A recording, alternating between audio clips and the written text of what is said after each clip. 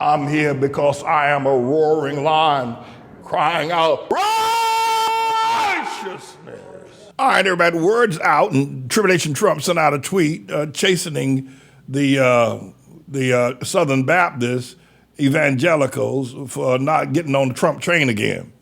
And this is not all that important. I mean, I think to some degree Tribulation Trump's popularity is waning in a number of quarters. There's a solid group out there, however, including Southern Baptists and evangelicals, that ain't gonna never get off the Trump train. They're gonna stay there till they runs a train wreck.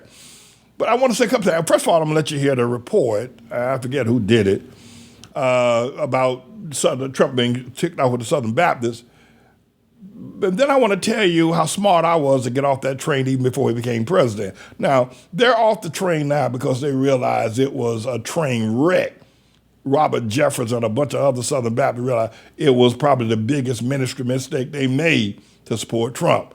I just want to say I'm smarter than them. I got off early on before he became an international disaster. Roll that clip. Let's send you that. Take a look at this, everybody.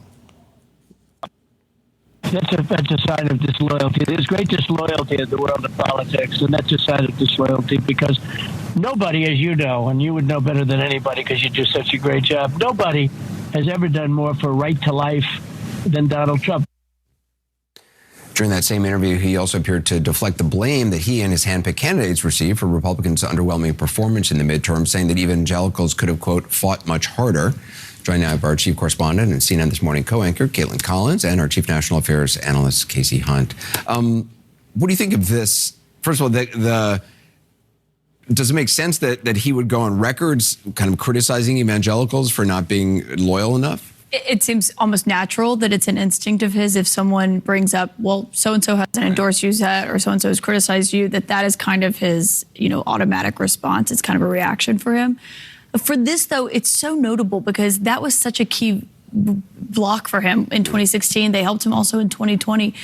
Evangelical voters helped put Trump in the White House. And so I was talking to several of his former advisors about this, and they were saying they just view it as kind of self-defeating. And they're not totally surprised by it because it comes as he is having these broader fears about what the 2024 field is going to look like. He doesn't like the idea that anyone is challenging him, but to hear him go after them, and also to say that they didn't fight hard enough in the 2022 midterm election, saying that basically once the Supreme Court had overturned Roe versus Wade, which is obviously something that motivated them to go to the polls for so long, people that I was speaking to, they were just saying it's self-defeating for him to go after that group that helped him so much after the one win, which is why they said they put him in the White House to appoint conservative judges. Casey, I mean, he did deliver for evangelical voters, whether he truly believed in what he was doing or not. He did deliver what he had said he would, which many other politicians, Republicans, had promised to evangelical voters over the years in presidential races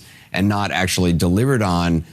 But it was always sort of a marriage of convenience. I mean, when you have Mike Pence running for president, it's obvious that why a lot of evangelicals, if he could win, would probably prefer him. Yeah, and Anderson, forgive me, I lost you there for a second, so I may not have... Anderson Cooper's voice drives me insane. How he manages to be anchor at prime time on CNN and for so many years with that nasal voice of his, I mean, come on. At any rate, here's what I'm going to wrap some things up. So the evangelical, Robert Jefferson and all that crowd, they got off the Trump train long before they made their announcement to getting off the Trump train. And the fact that Trump lost. I'm going to go over this whole business with Lauren Boebert, Marjorie Taylor Greene, Scott Perry, and Jim Jordan and Matt Gaetz. I'm going to cover that in another segment, perhaps maybe tomorrow sometime. But what I want to say is that I don't think that even Fox News is giving us the true cover why what's happening in America is happening.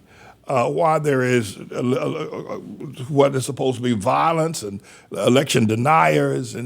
But let me leave you with this.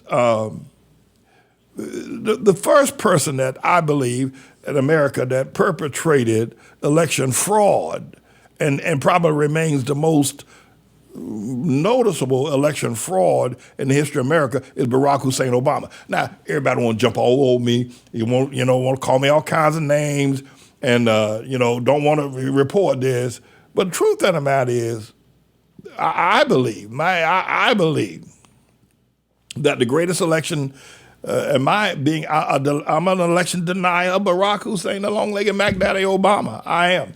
But what I want to say is, I want to kind of toot my own horn here right now by saying that, I got off the Trump train way before he became elected. Because Trump was a birther, right? I'm a birther. I'm still a birther.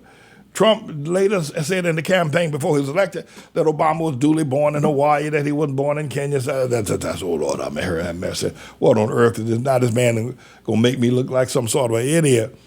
The next thing I know, next week he was out there waving a rainbow flag, told me he's going to be, going to do more for the LGBTQ than Hillary. I said, this is it. I got to go. So I publicly got off the train. That was before he got elected.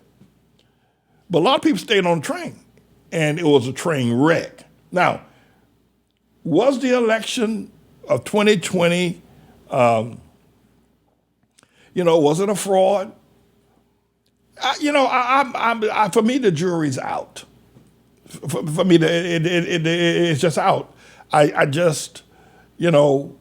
Because after Obama, and by the way, you need to understand that, and I'm going to explain to you, try to help you explain, even what Fox News doesn't understand about what's going on in American politics and with the new modern tribulation GOP or the Republican Party.